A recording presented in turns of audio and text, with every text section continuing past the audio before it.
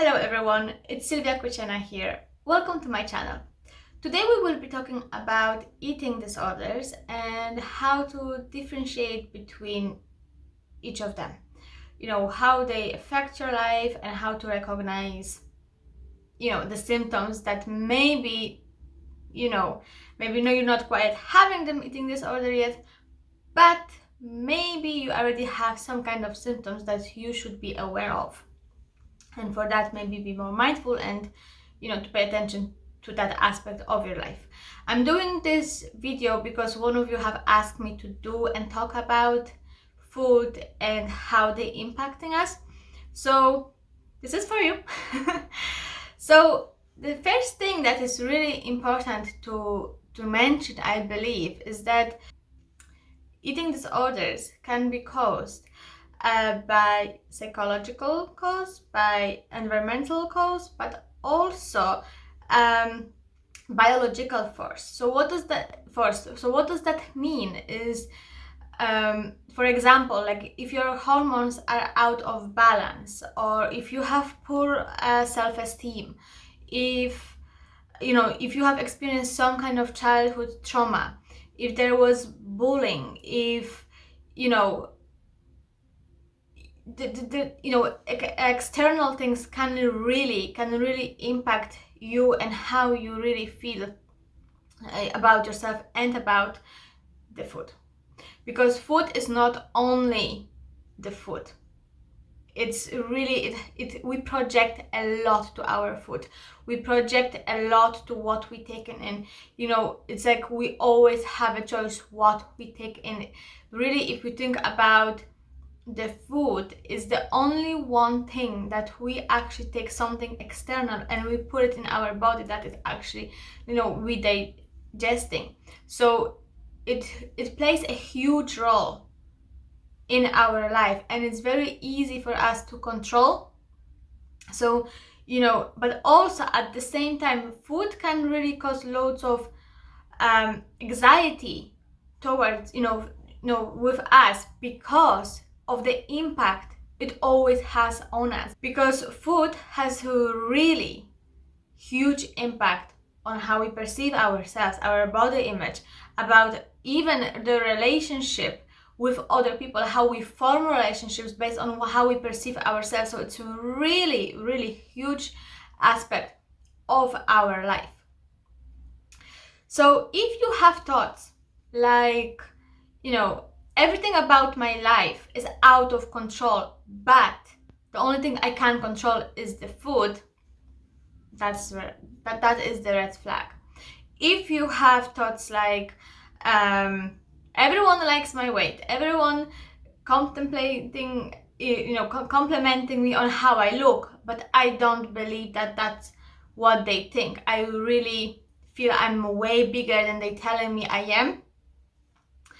If you feel like you can't stop eating, or if there is shame or guilt, or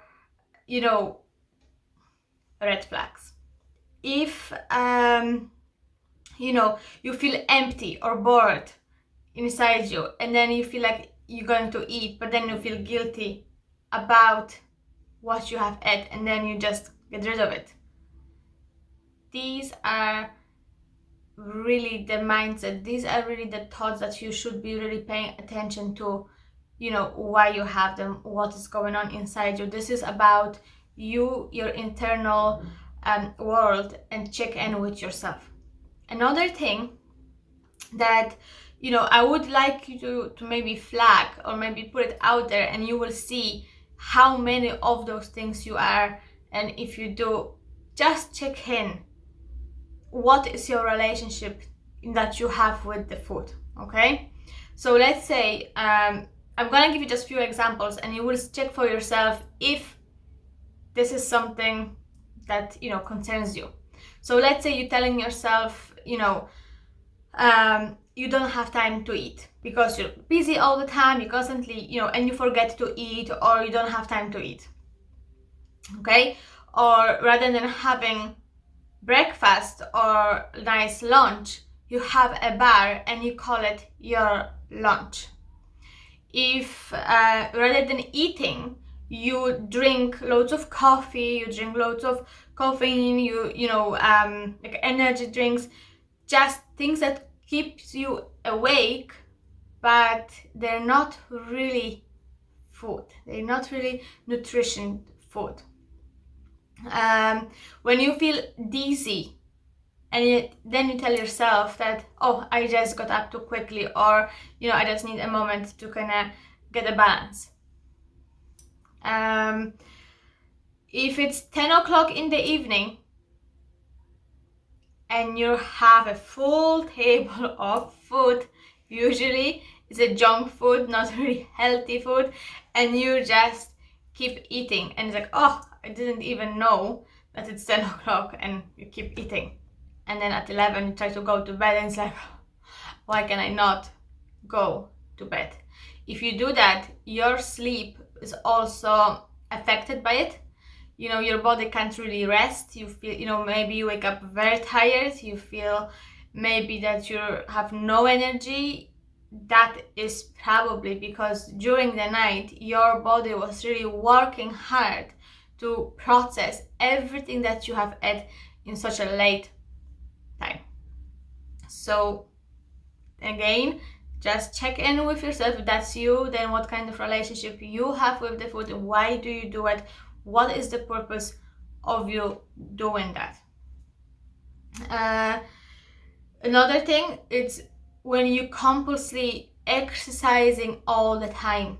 You feel like you have to go to gym, you have to exercise a lot, you feel like you can't miss a day, and you some kind of put loads of restriction on yourself about exercising, because in one hand you're telling yourself, now I have earned to eat so much. Oh sure, I exercised this much, so now I can eat a lot. Or I can exercise this much, so it means I earned my food. Or on the other extreme, oh, I exercise, so I better not to eat. I better not eat anything. I better not, mess up what I have already, done or worked on. So please be mindful of what are you telling yourself? What are your thoughts about food? And lastly, another thing, I think this is a huge one. When you're constantly checking your body weight, when you're constantly measuring yourself, when you're constantly weighting yourself, I think that is really, it could have very distortive impact on us, because we then, rather than feeling good about ourselves and accepting ourselves, and work in a more natural way, we're actually attaching our body image of how we feel to the number that we see on the scale. So that itself, just be careful, because let's say someone, like your bones, your body, your height, whether you're man or woman, or whether you're, exercising a lot, muscles are, heavier than fat. So, someone who might be, very muscly person, they will weight more than actually someone who might be overweighted, and, but there's lots of fat. Fat is, lighter than muscle. So be mindful of that as well. But when we keep checking when we check in the scale, oh my God, I exercised so much and this scale, it's not moving down. It's because you started to maybe changed your fat into the muscle, so the scale will be actually going up rather than down. But that doesn't mean you're not losing weight. So really just be careful with the scaling. Just be careful how and what you think about when you're attaching yourself or your well-being to the scale, or what do you see. That could be very dangerous as well. So now let's really look at the 4 different eating disorders. Number 1, of course, probably majority have heard about, anorexia nervosa, then we have bulimia nervosa, then we have binge eating, and orthorexia. So I will start maybe from anorexia nervosa. So it's when you constantly counting calories, when you avoiding food, when you tend to not to eat your food at all, when when you're really very thin, but yet you don't believe or you don't see yourself for how you truly look. It's like you don't see yourself through the eyes of other people. You constantly believe that you have more to lose. There's complete lack of acceptance for the food and for the way you look.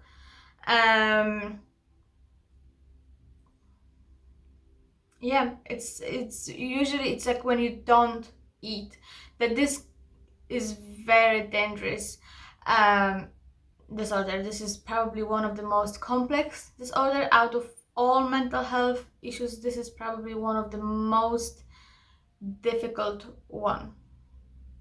Okay, so next one we will talk about bulimia nervosa. So this is when you compulsively eating a lot at the same time, and then you want to get rid of the food that you ate, and it's by either vomiting or between doing laxatives,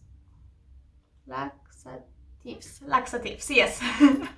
um, uh, and lastly, orthorexia. So this eating disorder is when you eat only clean food, when you're compulsively checking or obsessively checking the ingredients of the food, or when you're really feeling stressed that there is no healthy food, when you're really thinking about the food all of the time and really thinking what would be the healthier options,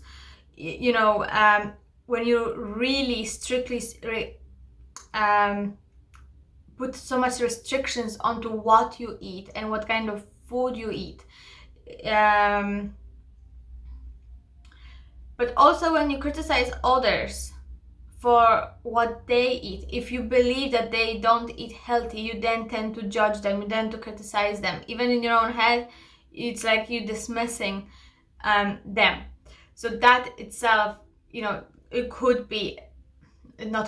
is a symptom of orthorexia, but that doesn't mean you have it. It means, okay, you just need to be mindful of what you're telling yourself. So as you can see, eating disorders are not quite simple, or they can be very complex. They are very complex because, number one, it's really about the relationship you have with the food. It's about the relationship what you have with yourself. It's about how you perceive yourself in the world. So social aspect is involved in it. Also your past, if there was any trauma, if there was any unresolved trauma, it will be it will have a huge impact on you. That doesn't mean you will have eating disorder, but it could develop into eating disorder.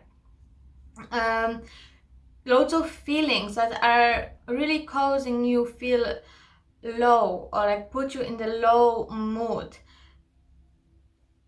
It will, there's a lot to handle for one person when they have developed eating disorder. There's a lot for them to handle. So really, there's few things I would recommend you if you have eating disorder. So I would really recommend you, number one, to go and look for help. And my advice is, don't look just for any therapist or any psychotherapist. The best person to really look for, it's very skilled one, either who has some kind of experience working with trauma, or actually specialize in the eating disorders. So that would be my go-to, people, either someone who works with trauma and feels very comfortable with working with trauma, or specialized specifically in eating disorders. Another thing that will help you, get out of the eating disorder will be to get dietitian, contact dietitian, allow them to help you work maybe on a plan of a meal, so you will exactly know. That will give you control. It will make you feel less anxious. You will feel like you're doing something for yourself as well. And they have lots of knowledge about what would work, your lifestyle and everything else. Family members or friends, involve them, ask for help. You don't have to be shamed about this. Help is there. You just need to reach out for it. And family and friends usually can be very good, to give you and to bring you that support. My last choice would be medication, but if you're really having advanced eating disorder, then medication, especially with anorexia nervosa, it would be probably, especially at the beginning, it could be the go-to remedy as well. But again, remember, when it comes to medication, you always have a choice. You always can choose whether you want to take it or not. You might ask other opinions. You don't have to only rely on one opinion. You have a choice. Just remember that. And lastly, if you feel like you don't have eating disorder, but there might be some kind of symptoms that you already noticed in yourself, and you're thinking, okay, if this is a red flag, I don't have it yet, but the prognosis are not really going, they're not looking well, or I'm afraid that if I want to do something about them now, they could develop into the eating disorder. What will I do then? So here I'm going to give you some suggestions that you can work on now at home by yourself. Be more mindful of yourself and the food, and you can take it from there. So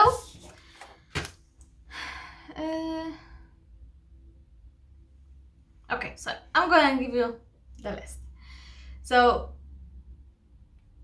eat only when you're hungry. Don't eat in between the meals just for fun, or just because you're bored, or because you're eating maybe stress. Eat only when you are hungry. Don't eat your emotions. You have to stay with your emotions. Allow yourself to feel your emotions rather than eat them away, because eating is masking. Eating, when you eat your emotions, you're just masking for something that makes you feel good for a while, but then you're back to the square one, adding maybe on top of what already you have felt, a bit of shame or maybe even guilt. So just be more mindful when you're eating. Find balance between exercise and food. Don't be fixated only on one thing, or telling yourself that now I have exercise so I can have that piece of cake, or now I can have and binge eat because I have exercise. Just try to find balance. If you feel like you want to have that piece of cake, eat it without feeling guilty and without telling yourself, oh my god, now I have to exercise for half an hour more. No, you don't. You don't, okay? You do exercising because it makes you feel good. That's it. You eat that cake because you maybe enjoy have a cake with your coffee or with your tea. That is okay too. Don't restrict yourself on things and telling yourself that you have to do things certain way, and you're falling into your own trap. So free yourself from those thoughts and give yourself a little bit of freedom, and look after yourself by finding balance between exercising and food. Having said that, try to exercise 3 times a day, and that's plenty. That is healthy. That's fine. If you feel like you want to do it more, do it, but again, don't restrict yourself and stress out that you have to do something. No, you don't have to. You always have a choice, which is a completely different mindset. You don't tell yourself that you have to, you're telling yourself that I'm choosing to. So that itself is a way more kinder way to speak to yourself, and it's just you, with that freedom, you're also working on the relationship with yourself, which is very important. Don't solely rely on salads, okay? Salads are great, but try have a better variety of meals that will bring you more nutrition. Be more realistic with the food as well. Like, don't avoid carbs forever because they're bad, or sometimes there will be time when you will actually crave some carbs, and that's okay as well. But again, just be more mindful of what you're eating. Don't multitask, like eating and typing something, and then you have a snack, and then you're just gonna type something because you can't take a break because it's so busy at work, and it's just chaotic. Find again balance between what you do and the time you spend and eat.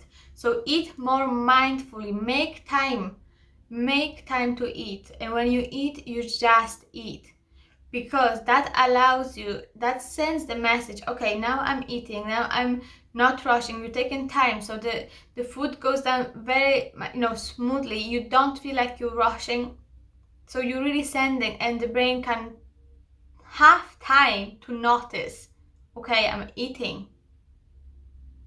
So really be mindful of the food and how you prepare the meat and how you eat.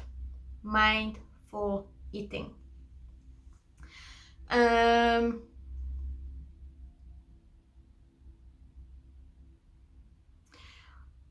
Lastly, what I would suggest as well, to pay more attention to the quality of your sleep, because sleep will affect and has a huge effect on your well-being, on your mood, of how you feel. When you feel that when you had good night's sleep, 6 to 8 hours, 9 hours, it's very individual, whatever you feel like you want to make works for you, then that's okay. But please just be mindful of the hygiene of your sleep. So what I mean by that, just as I said at the beginning, you don't overload yourself with the food just half an hour before you meant to go to bed, because your body then will be very tired. It will, even though you will go to sleep, you will not have calm sleep. You will be tossing and throwing yourself around, because your body will be working very hard to digest what you have just eaten.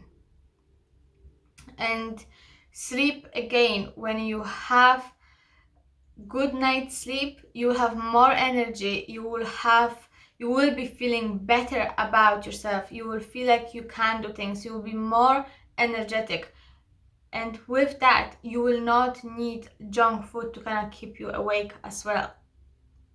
So really, all of this, if I would just to summarize today, you just have to be more aware and pay attention to what you do. What is your thoughts? What are your thoughts about food?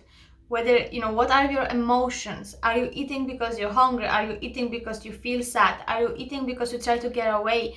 Are you eating because you project something on the food that you don't like?